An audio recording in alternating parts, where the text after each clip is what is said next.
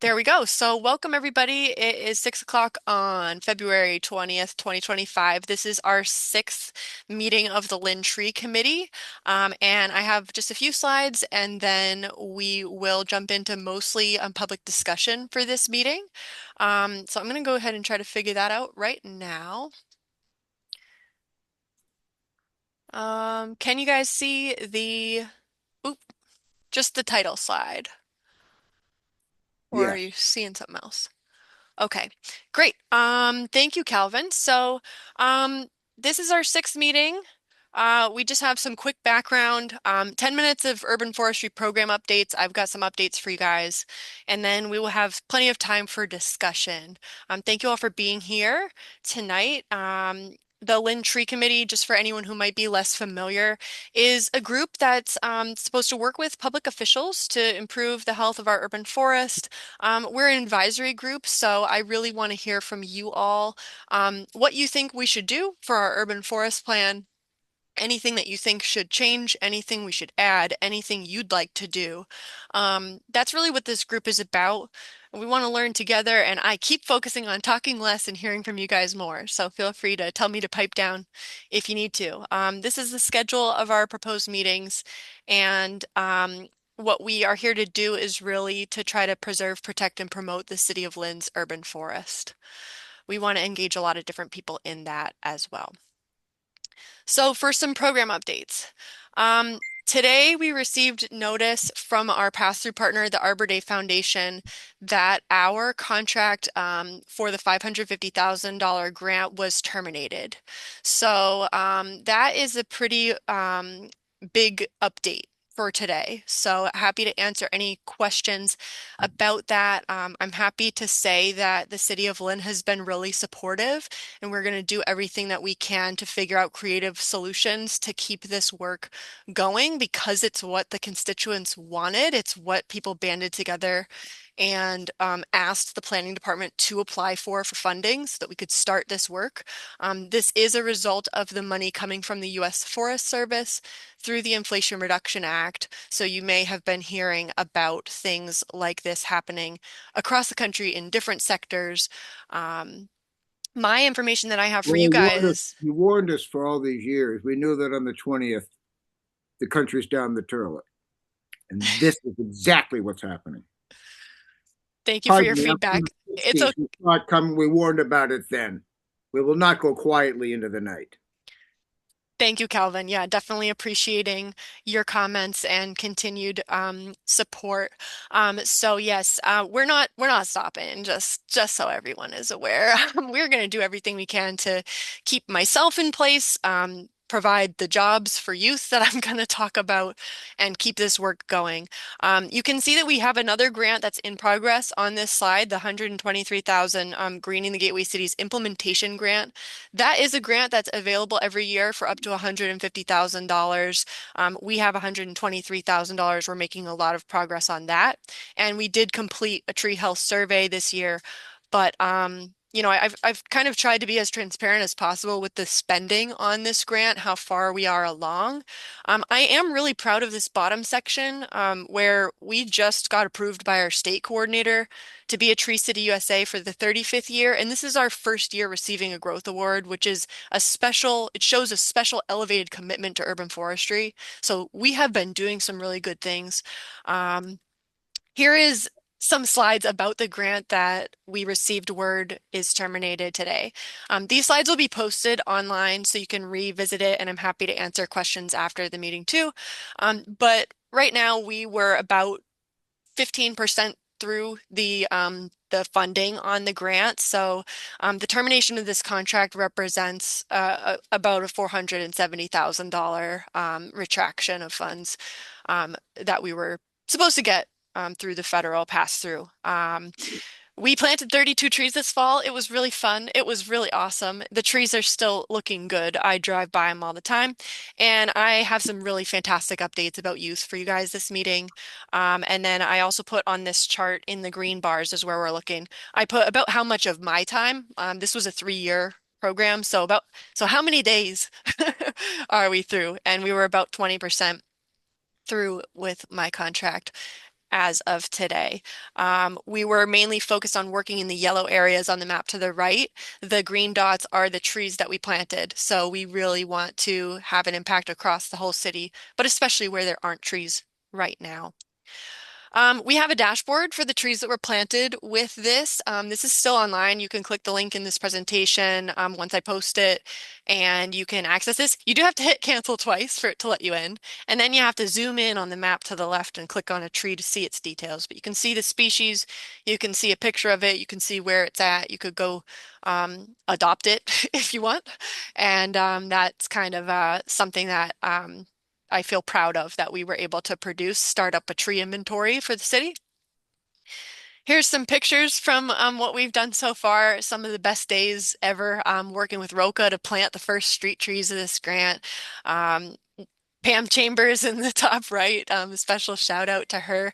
She watched me cut a stump out of that tree pit where that tulip tree is planted for about an hour and a half with a hatchet.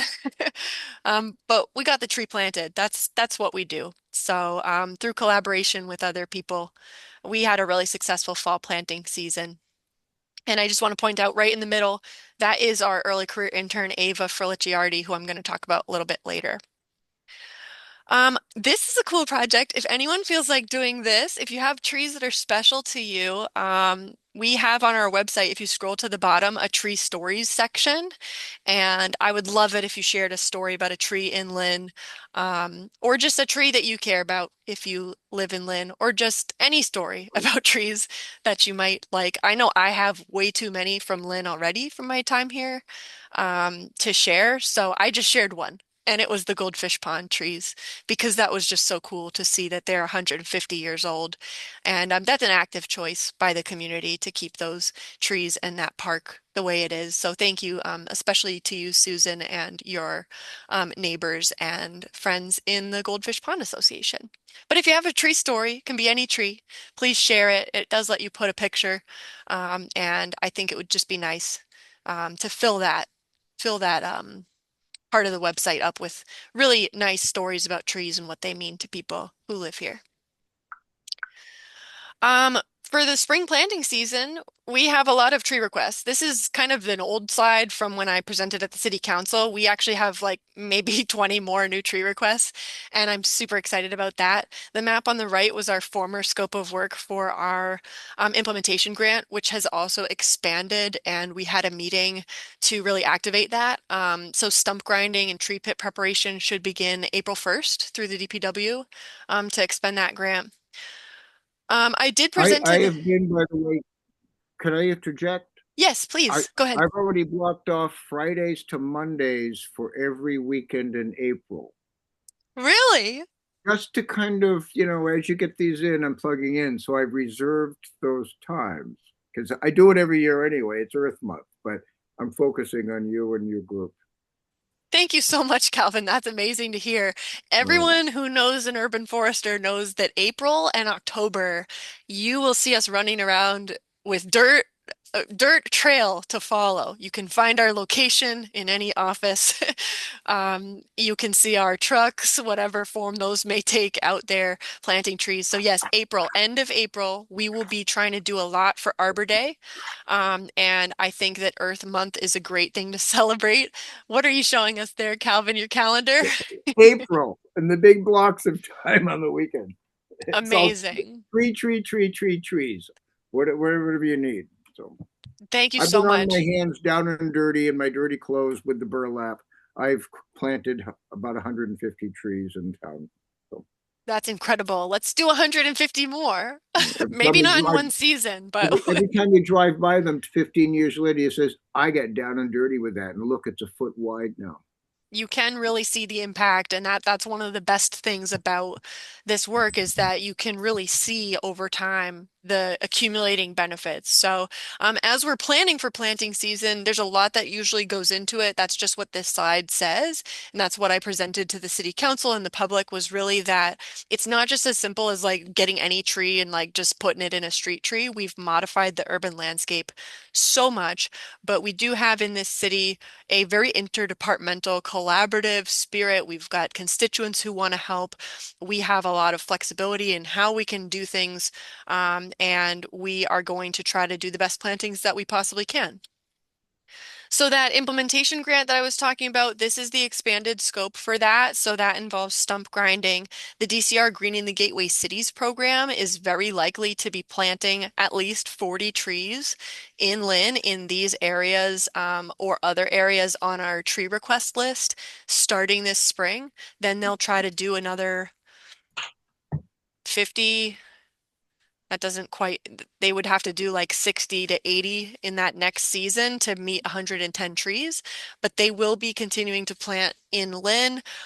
They're fantastic. Dave and Mark, I can get you in touch with them if you need to contact them. There's someone in the waiting room. Let me let them in. Um, but we will be looking to fully expend that $123,981 to get some of those stumps ground out and get new trees planted in large tree pits. So the state has been a really good partner. We just had a meeting in February on the 12th at the DPW with the DCR, myself, the DPW streets team, and we felt really good leaving the meeting about what the work is, what the addresses are, where we're going to start, problems we might run into, and how we're going to solve those together. So we're feeling good about this grant now, and I'm happy to answer questions about that as well. I did notice that there's some stuff on Mariana Street. Calvin, I know I you've was told just me. looking, trying to zoom in on this. So this is also a map that can be made like shareable, but it's the metadata's messy. It has things like how wide is the sidewalk, like all over it. So um, I can zoom in during the public discussion. I can bring this map up and we can zoom in and talk about it if you want. Let me just get to the early career stuff. Does anyone have anything they'd like to say before I get into the early career section?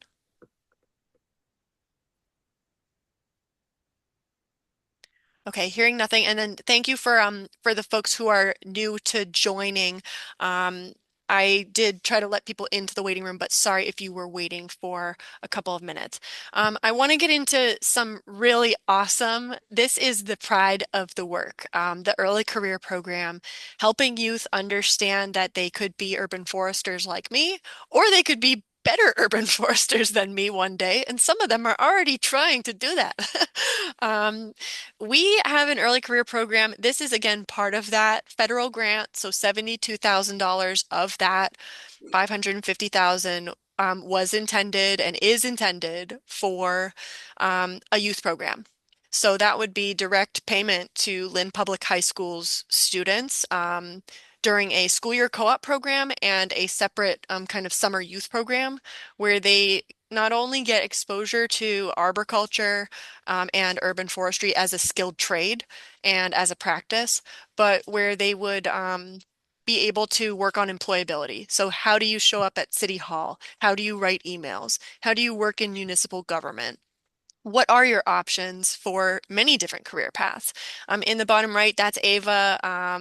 In both pictures, she was helping me with a site plan review of the Broad Street and it's Broad Union Spring Street. That's where that picture is. And you can see that this honey locust, which is a very old street tree, some of the nicest street trees that we have look kind of like this, but it's heaved a concrete sidewalk panel, which is a safety issue and an access issue for residents walking down this street.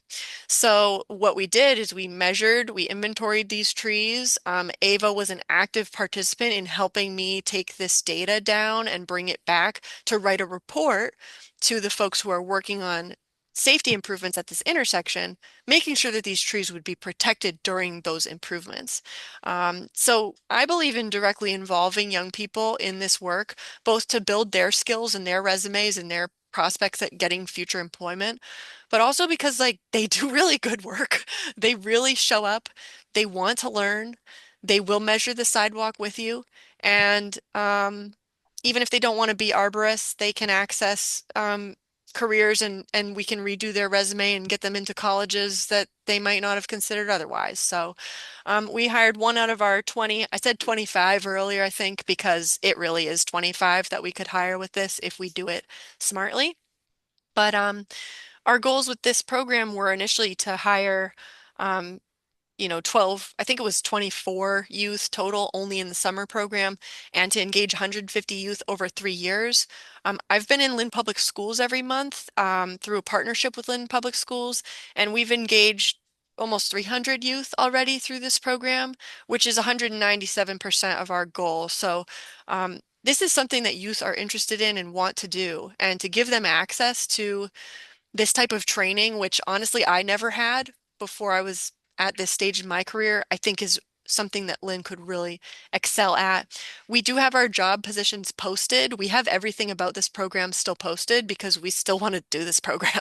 So you can check out the Urban Forestry website, and we have a separate project tab for the early careers, and you can explore that. Now, what I'm super excited about is Ava's research project.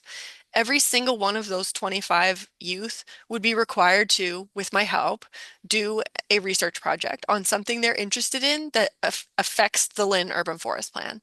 Those projects I would love to incorporate directly into the Lynn Urban Forest Plan, which is something I have not seen any other Massachusetts city do.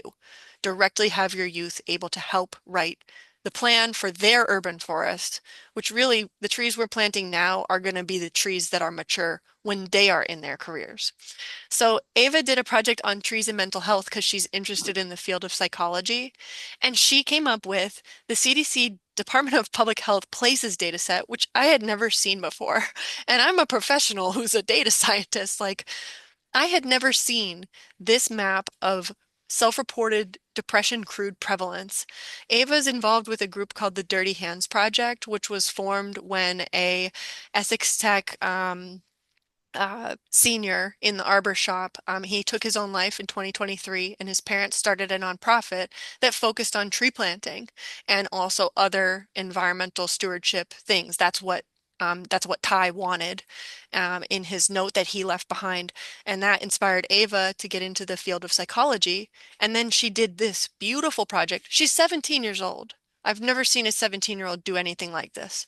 And she taught me about how I can incorporate mental health into where we're planting trees inland. So even if this is all we do, this is incredible.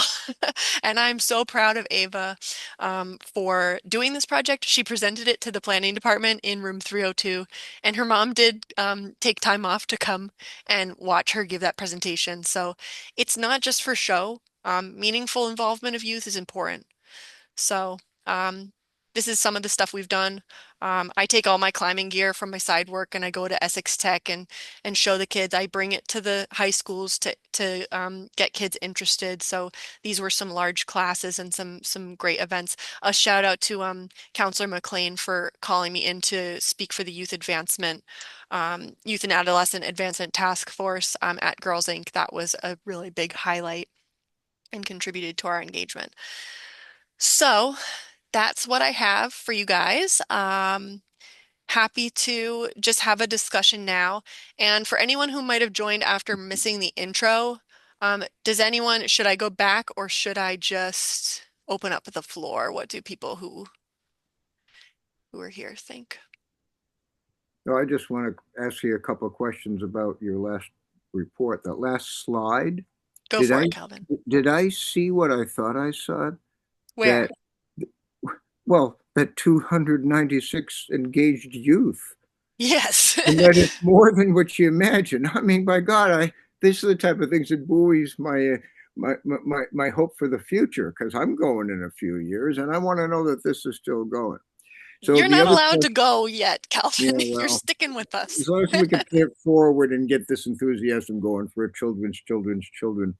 But the other thing is when Mariana Street in the section that has lots of older growth trees that are still there, there's a lot of those concrete slabs coming up. So what are they replacing them with? Is it the ground up rubber tires repurposed? Because that's become the go-to in most cities that I know because they're flexible. They actually go along with it. They're permeable to some extent, or at least tar, because tar is more forgiving, and where it hits the tree, it still kind of flexes up as it grows. So has Andy got a concerted program of this is what we're doing now, or are they still waiting? Because it's been about 10 or 15 years since it's become the new normal in Boston and other cities. Yes, great question, Calvin. That's something that I've been advocating for. So the example of the traffic safety improvements at Broad, Union, Washington, and Spring Street, that was one of the recommendations that I put through was anywhere where there is an existing mature tree, we need to take a look at our tree protection during construction specifications. I have I come with my own set of best practices. So this book is the companion to the ANSI, sorry for anyone who this bores, but the ANSI A300 tree care standards. It's like the Bible of doing municipal tree work. This is like the standard. How should you do your construction? How do you manage roots? How do you do pruning? And I have the best management practices for protecting trees during construction. So Calvin, your question is sort of about um, when a tree heaves a sidewalk, and let me just go back to, Because they're usually in those oops. preformed finite squares. So it's So kind of nice, easy to neatly replace tit for tat with something flexible to be forgiving for the future. yes, so just for anyone who might not be as experienced with urban tree roots as Calvin, I know you have a lot of experience, Calvin, but I'm just going to give like the overview. A mature street tree like this honey locust that you're seeing here, the roots that you're seeing, the buttress roots that come out from the root flare, which is exposed on this tree is planted at a very good height. Those roots are very important to the tree. So normally, who's going to understand that? Pretty much only an arborist or a tree advocate might come with that knowledge built in. A city sidewalk crew may not have that as their number one priority or their directive to be careful with these roots that are so essential to the structural stability and the health in terms of conducting water and sugar throughout the tree's body to the tree. So sometimes what we'll see in Lynn is we'll see these panels get heaved like this, which is a problem for public access, public safety. It's a trip hazard. It's not nice to look at either. We admit all those things. But sometimes in cities, you will see folks come in and cut the roots or ask for the roots to be cut. They don't necessarily want the tree to be removed, but they want the sidewalk to be flat. And then the cutting of those roots will often kill that tree or structurally compromise that tree. Those roots are very important. So Calvin's talking about the option to pour flexi pave or some other pervious pavement on top of the area. It's usually really good to do some like root management if you need to do root pruning, only if you need to do it properly, following those best management practices that I may have or have an arborist do it. It can also be an opportunity to decompact the soil with an air spade before you pour the flexi-pave on top. But like Calvin said, it's been years trying to kind of change practices and kind of help people understand that it's not bad for the tree to pour that material. It does look like kind of like rubber tar playground material is what it appears to look like. That's A what lot. the splash pads are actually too. But they dye them green, so takes pigments well. But it's ground up tires, so it's an eco-friendly thing too. It can be specified to be recycled material. It is very pervious, and we had Chris Rosa from the city of Malden, who's a friend of mine, who he actually owned a green infrastructure company for many years and knows how to install not only pervious pavements, so the stuff you pour, but pervious pavers, so bricks that actually have special joints and special management so that it can look like a brick sidewalk, but it also will not heave and water can get through to the roots.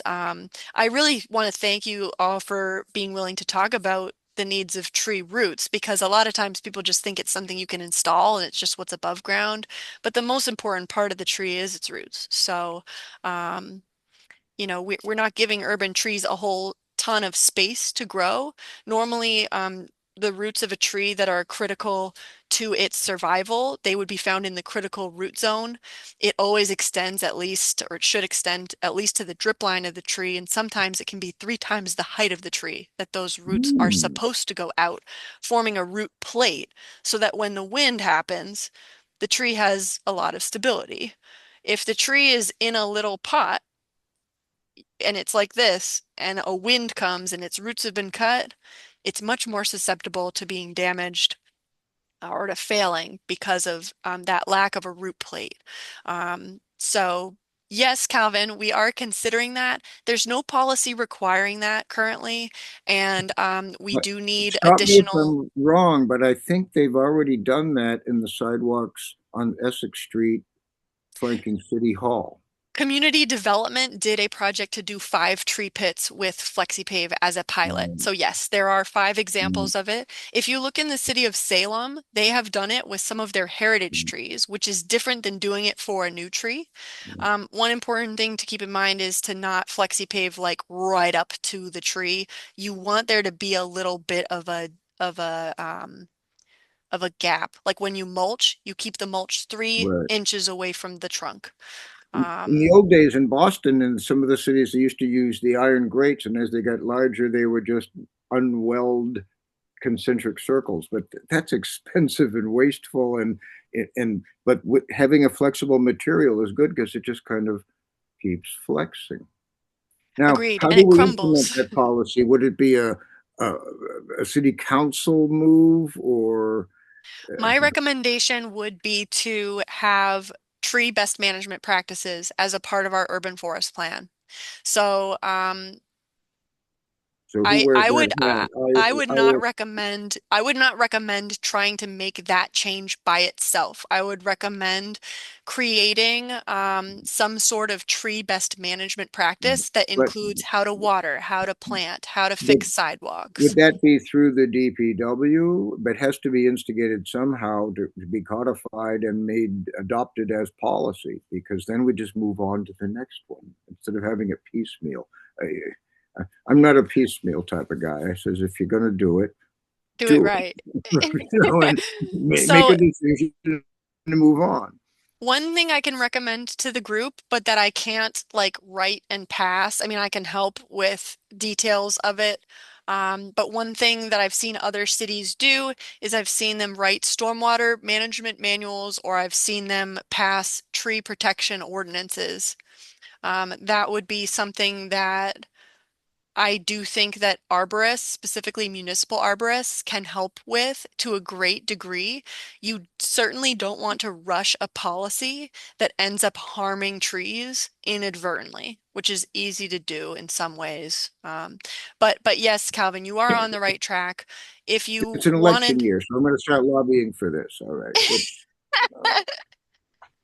I love it. I can't recommend anything one way or another in terms of policy making, but what I can do is I can go over the specs or any questions you have at any length that you wish. I do want to open it up, and Calvin, we can come Aaron is back very to. respected and yeah.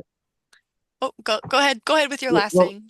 Aaron has gravitas. They listen to him. So if he were to pitch the policy, they would start working towards that end, I'm pretty sure. Get it right from the planning department.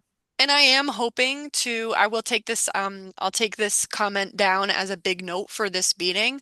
But I have been looking at reviewing our specifications, and I have been piloting my own recommendation letters and urban forest reports for any project that comes my way through Aaron. So there is stuff in my position that I can do to help with tree-related policy writing, specifically with the technical capacity of like, well, which material should it be, um, or how could this be applied?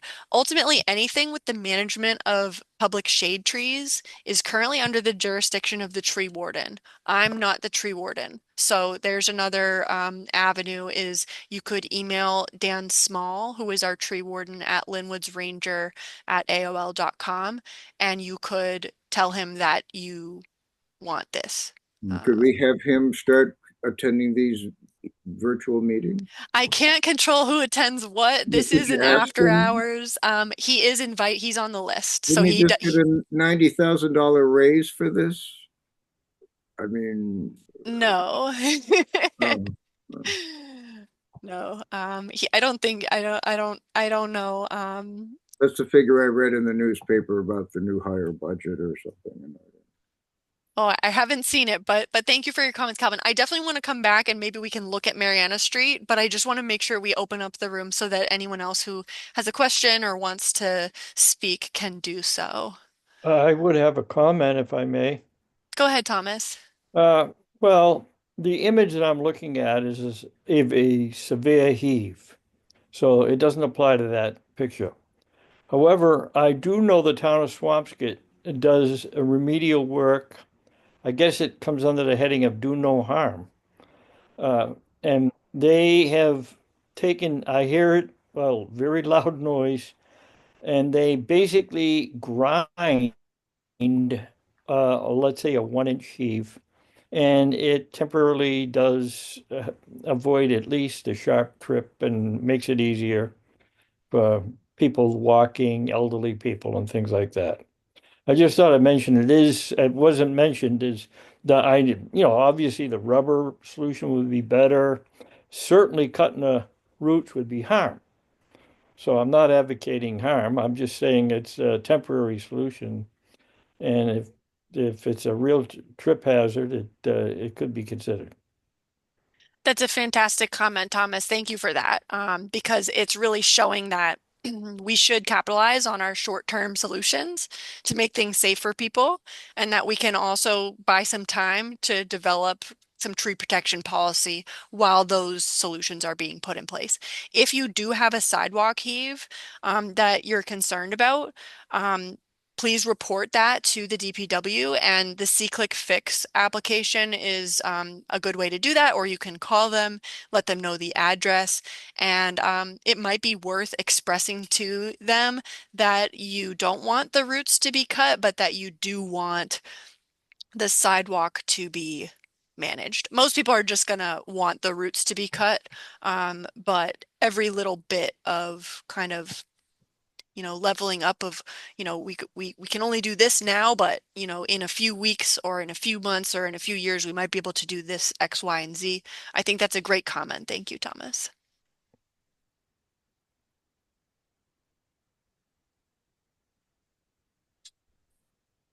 I'll stop sharing too, because I realize that we could all see each other better if I do that. And I'm just seeing something in the chat, but it's just an AI. Renee Blackburn. This is my first time joining, so it's nice to see everyone, and I really enjoyed hearing about the early career stuff. That is excellent. Love inspiring youth. I'm thinking about what you were just talking about in terms of the sidewalks, especially in like accessibility.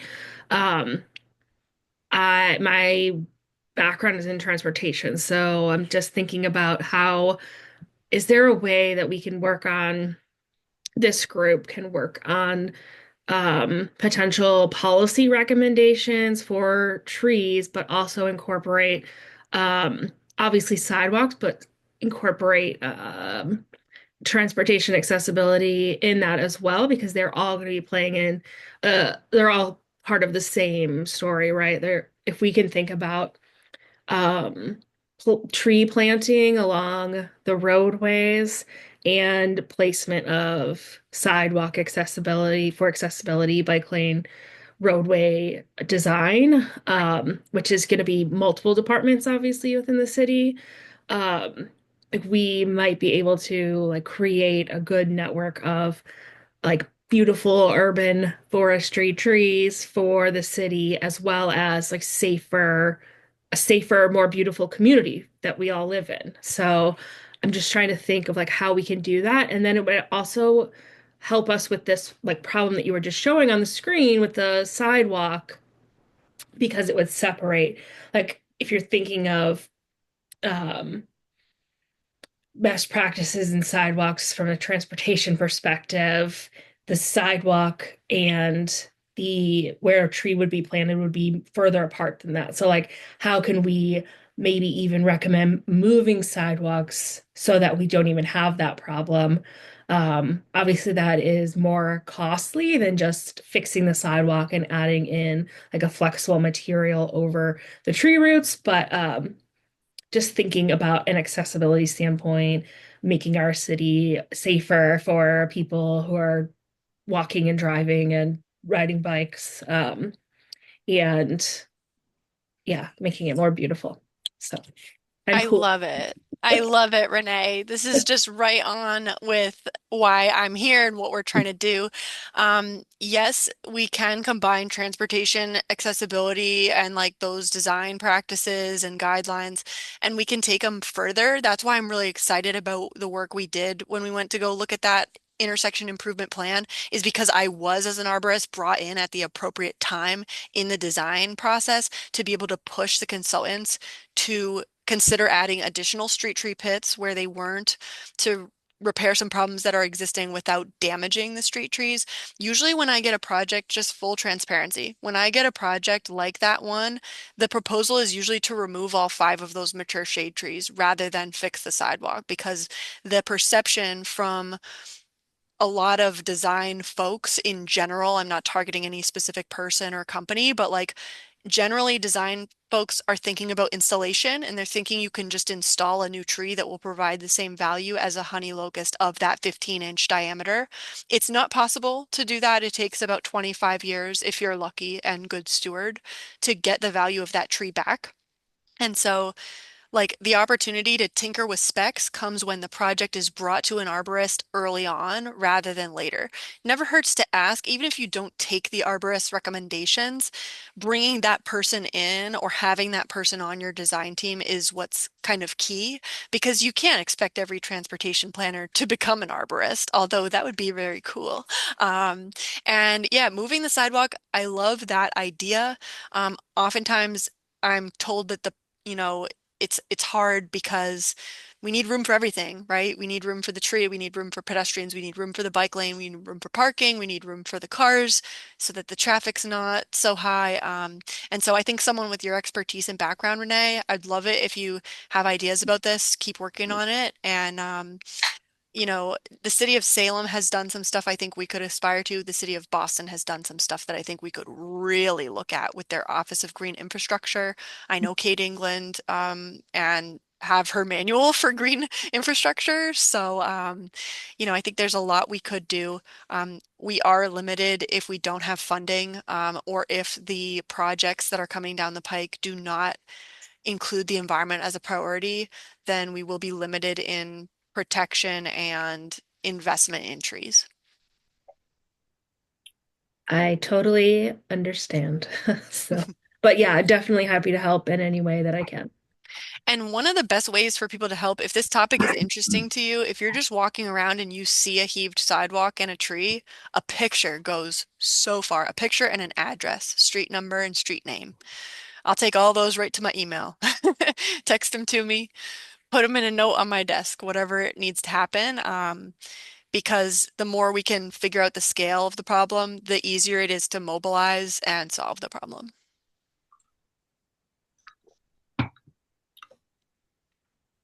Anyone else have a question or something to say? Susan, I see your hand. I know you can't necessarily say things specifically, but how can we help in relationship to the decrease in funding? I know that one of the pieces is no matter how difficult it is to keep encouraging our elected officials on all fronts to be aware of what our concerns are. And one of the advice pieces that I read was when doing that is to try to signal out, separate out to some degree what you're most concerned about rather than an entire list. But are there other ways, or maybe other people here can think of ways that as citizens, we can have a voice in relationship to encouraging, asking um, things to change in relationship to funding. It's a great question, Susan, and I'm just really grateful for you asking this question. I can't specifically ask people to lobby or do anything in support of any particular position, but I can say that talking with your neighbors, talking to the city, expressing what you think as a constituent, whether you like what we're doing or not, expressing that.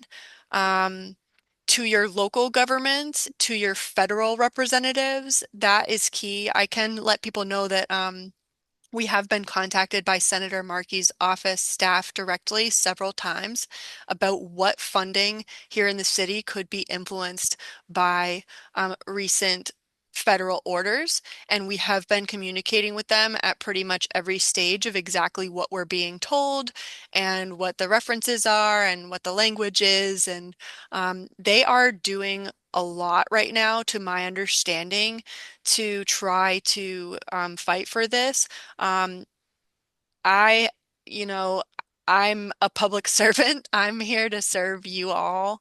So whatever you guys want me to focus on, just let me know and I will do my best to do that. So the best thing that I can recommend is that if you have a strong opinion about this funding, to let other people know that, and then also to send in a tree story, send in a note about what trees mean to you. It's not just Lynn that's having this happen right now. It was a $22 million investment to the state of Massachusetts alone in urban forestry specifically that was essentially shut off today. We're not losing hope at all. I always tell people to go out and look at a tree and it will, I literally say this all the time, it will tell you what you need to know. Like you will, if you see a tree, you will have a feeling and it will tell you what direction to go in. The tree might be a dead tree and it might tell you to reach out to your DPW. The tree might be a living young tree and it might tell you to reach out to me, hey, this needs water. The tree might be, um, just have some special quality that you know is coming in the spring that will make your life better. So I'm not saying to say any one direction, but contacting your local, state, and federal representatives with whatever you feel about these programs and things is helpful. It is directly helpful. Thank you. Thank you. I drive by Goldfish Pond every single day, so. This is Peter, guys. If I may, again, apologies for not being able to turn on my camera. I'm new to this whole committee, and I appreciate the invite, Erica. Couple of things that my background is in commercial construction. I'm a superintendent for one of the global construction companies. Um, so I'd like to maybe shed some light on what we can do with sidewalk heaves, especially as a temporary basis, because anything more permanent, I would agree with others that it will be a little more time consuming, therefore more expensive. But some other ways that I've seen done already, it probably wouldn't be totally new, is to grind the edges on the panel that is lifted up and to bring it closer to the side panels that are in front and after it. That would definitely decrease the trip hazard. But also there are other ways like placing some cold pack asphalt, which maintains some durability and some flexibility for a year or two, maybe even longer, depending on conditions and locations. That would definitely eliminate almost entirely the rough, sharp catch point. And there's also some other ways to lift and pump some concrete or some other material under the neighboring panels and bring it closer to the panel that is lifted up. So there are some ways, and that would definitely be less invasive and less expensive in compared to, you know, crushing and removal of the side panel that's causing the problem, or those directly sitting on a section of root. That's one thing. The first item that I also heard was about involvement of school kids, and I absolutely love it. I think this is, one of the best investments we can think of. And that being said, I'm not sure if that was discussed anytime way before us or before this meeting, but I've seen in DC, for example, which I visited while my son was in college many times, and I've seen a lot of trees being marked with like nameplates or tags, which in this case, in our city, could have a name of the kid in planting it, for example, or maybe information about the tree itself, what the tree needs for water management, protection plans, things like that. Maybe that would even um, better personalize the young people that are planting it, and I would like to say people that are directly close to those trees, people that live nearby those trees on the streets, and they would probably see it as something motivating and inviting to even take some time and donate some water and do the right thing, do some homework and get it going. Again, I just thought it would be a nice little addition to, if we can squeeze it within the budget, or maybe some volunteering work could be done, out of maybe some inexpensive metal plates. I feel it would be something nice for a kid to remember that, hey, listen, mom and dad, this is the tree I planted 6 or 10, 50 years ago.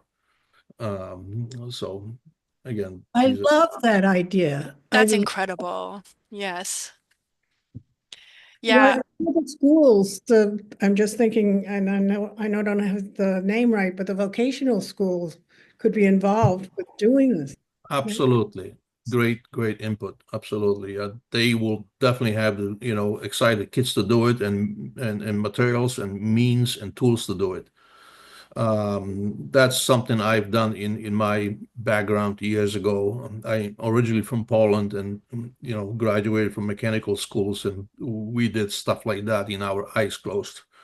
So I'm sure kids here can do very similar stuff. But as I mentioned to Erica earlier, I'm also a semi-professional beekeeper. I grew up sort of in Lynn on New Park Street for, I would say, at least close to 20 years. I've seen a tank or two going right and going left on that street. And now I moved north a little bit, but my mom still lives there, so I like to. I'm driving by, and driving to visit her at least twice, 3 times a week. So when I do that, I usually pick a different ways to get there, either through Maple Street, either through Broadway, or 107, or depending on where I'm coming from.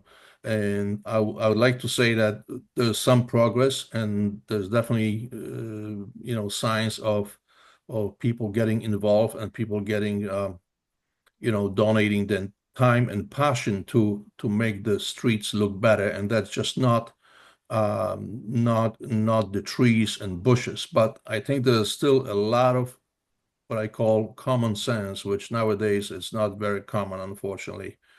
Like in my time, and I'm not even calling myself mature yet, but I used to believe that your curbside belongs to the house that you live in. It used to be custom that you grab a broom and shovel, and on Saturday you spend 15 minutes and it looks like $1 million. I don't know where this idea went. There are still some It's places and written, some, it's written in our books as an ordinance. Weeds and debris to the curb in front of your home. If everybody exactly. took care of their 20 feet, the whole world would look And I nice. know we have rules and regulations, and I like to hope that it's still mentioned at least in schools what we should do. But like you said, that this is a subject that bothers me, and not to mention someone driving in front of me and throwing a bottle of soda outside, or even worse.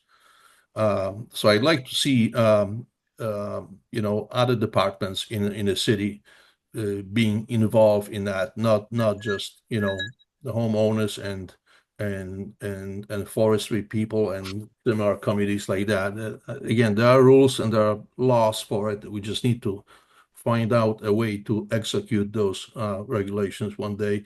And who knows, maybe they'll even help offset some costs for the good things by letting people know right through the wallet what's wrong and what's right. That's just my 5 minutes, and you really don't want to get me started. I think it's great that you got started, Peter, because I think you're right here with some really great ideas.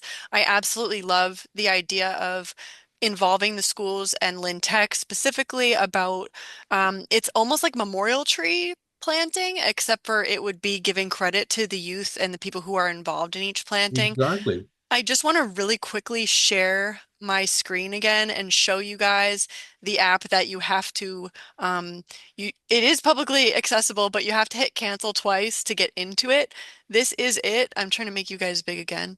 Um, this you can click each tree and you can see a picture of the tree and you can see all of these fields about the tree. I know it's like probably really small, but it says what species of tree, what the address is, which ward it's in. Is it a public tree? Is it a private tree? Is it a park tree? Is it a street tree? Is it alive? Is it an archival tree? Um, what is the Latin name? What is the common name of the species? What size is it? What condition is it in? What date and time was it planted? And then what program was it planted with? In the back end of this, I do have written down who exactly planted each tree that we've done so far. Normally, in a lot of other cities, it would just be your DPW, like rotating people who have been trained, planting large trees that are too large for people to plant. We planted bare root trees so that people could plant them alone if they had to. It can be done. We did an exceptional job. We were only supposed to plant 25 trees this planting season. You can see we planted 32 trees. That intern, Ava, she helped us plant, and we were able to get up to proper planting of trees, 6 trees in a day. So we couldn't have finished that planting without her, and she's been thanked multiple times for that work. But I love the idea of adding in kind of separate records to this where you could view the story of that individual tree and people could add to it. That is partially why the Tree Stories app on the website has been activated. If you put a tree in there and you put an address, I will be adding it to the inventory. Um, One of the barriers to this is just training in technical expertise and use of systems like this. It takes me about 10 minutes to put something like this together or to make a change to this that someone would want to see. So we really, I think we should really strongly consider Peter's comments as a group because they're just fantastic. Also love bees. I had a comment in Lynn this year about a type of tree that kills bees. And it was very interesting because I have a degree in wildlife biology. So I'm not really sure about which tree species kills bees. And I learned through this comment that silver lindens are often mistaken for killing bees because we don't have trees that bloom at all times of the season anymore. Like silver lindens bloom really late into the season. So there's these bees that are like starved of nectar resources, and that tree is blooming at the time when they need it, and they can't always find it in time. But it's not that the tree is killing the bees, it's that that tree is their last stop and they didn't make it in time. So, one thing I'd like to just quickly plug is biodiversity. I know I'm still sharing my screen. We do track the biodiversity of the program overall. It is not good to pick one species of tree and just plant that. We run into things like losing entire streets worth of trees. The best thing is biodiversity of tree species. If they can handle our streets, we should plant them, as many different kinds as we can get. As many different opinions in this group as we can get too, is kind of reflective of the same principle.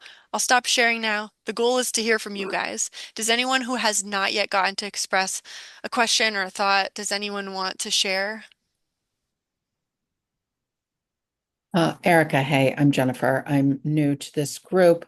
I'm just, tell me what you need. Tell me what would be helpful. Just you being here is fantastic. We do record the time of each person spent at this meeting.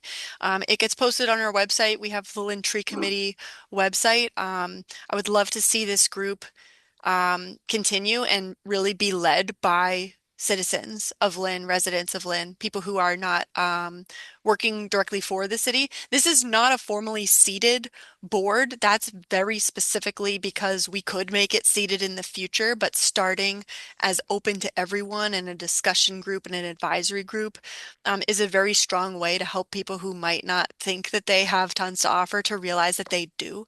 So, yeah, just talking to your neighbors about what you think about this program, any changes you want to see, getting that feedback to us. My email is eholm@lynnma.gov, and we're just going to keep going because the kids are super excited about this. I have 200 Professor Elwood E. Pricklethorne coloring books. In previous meetings, we've been kind of talking about, well, why is it just high school students or college students getting jobs? Like, can't we get in with the younger kids? And I think that's fantastic. I think we should use Project Learning Tree, which is our state forest curriculum that we can use. Getting that into schools, if you know any school teachers who would be interested. One thing I did want to mention is that I did have an environmental science club from Lynn English reach out to me, and I provided them with a tree inventory protocol, and I think they're inventorying all the trees at Lynn English right now. So yeah, let me know what you guys want to see. That's the best thing that helps. Thank you.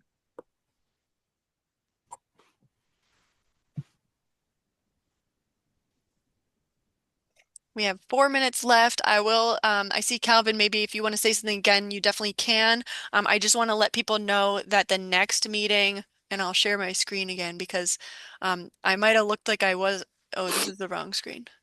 Uh, you can see I'm looking at Worcester's urban forest plan today. Let me just retry that. Share screen two. How about this? So as people were talking, I try to write into the slides what we talked about or discussed so that other people who are viewing the recording might be able to see.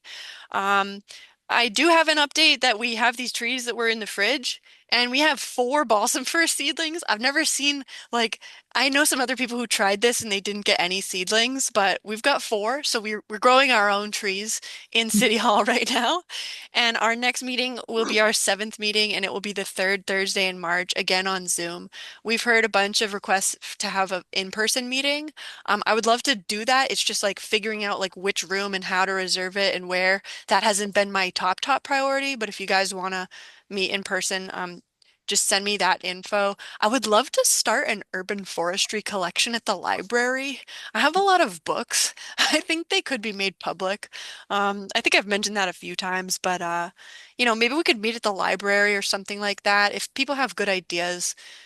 I'm not the best community organizer in terms of like event planning that there's ever been, but I do always bring donuts, so there could be that. And that's all I wanted to share was just that we will have another meeting. It's in March, and the registration link will be posted tomorrow. Go ahead, anybody who I might have interrupted. I'm seeing Renee. I would love to start a native seed library, but that's not quite related. That is so related. I have a seed collecting kind of guide, and I collected milkweed seeds last year. So it's not trees necessarily, but the tree committee doesn't really have any rules. So we could definitely talk about seed propagation, seed collection. The City of Lynn has a greenhouse up in the Pine Grove Cemetery that I think would be a great place to just start some seeds if they were willing. I love that. Okay, let's talk about that. Yeah, and there's the Diamond District Garden Club, and then there's I know Josh Judkins is a gardener and Lynn Main Streets. They have some folks who are interested in gardening. And then there's Flax Pond Association, I think, is really interested, and I was hearing all about something at High Rock Park in terms of orchards. For people who are newer to the group, we've had a lot of requests about food producing trees and food forests. And I usually send to people the Boston Food Forest Coalition. Their model is very cool. If something like that were to start in Lynn, it would be very cool. And some interest from some people about native trees. We love native trees.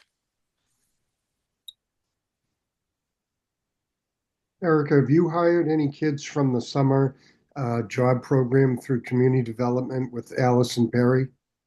Yes, that is what our program has now been delayed to start as. So we would be hiring 6 youth.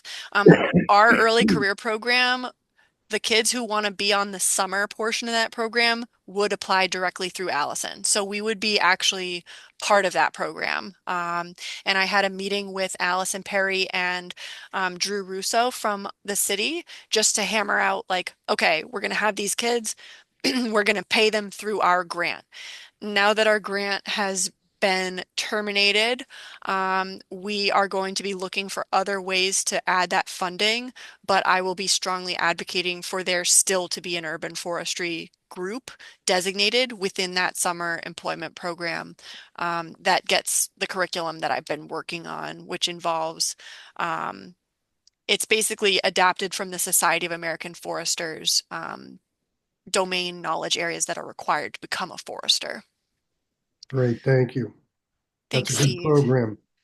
Yeah, really good. I'm an ISA certified arborist. It takes 3 years of experience to qualify to take that test. So becoming an arborist is not like an overnight thing, but Sure. anything we could do to get kids their OSHA 10 and their certifications, and then every single research project. This is more of a personal opinion, but I do believe that now that Ava has that research project as part of her portfolio and it's public and it's posted, I don't foresee her having any issues being hired by anyone because it's just such an example that she knows how to do a project, which is what every job is going to want to see. So I think that the mini research projects should be added to the summer program for those kids at the bare minimum. But if we can do the program as we're going to design it, that would be fantastic. We want to do field trips and everything, but transportation is another expense that we would probably want to cut at this point. Mhm. Thank you. Thanks very much. We have -2 minutes left. I'm happy to stay if anybody else wants to say anything. I really appreciate you all being here. Again, your time definitely gets counted towards our Tree City USA recognition as volunteer time. And I know that's really valuable. So I just appreciate you all. Thanks, everybody. Thanks, Erica. Thank you. Big thank you. Thanks so much. Have a good evening. I'll see you around town. Bye. Bye-bye. Bye. See you around the hall. Bye-bye.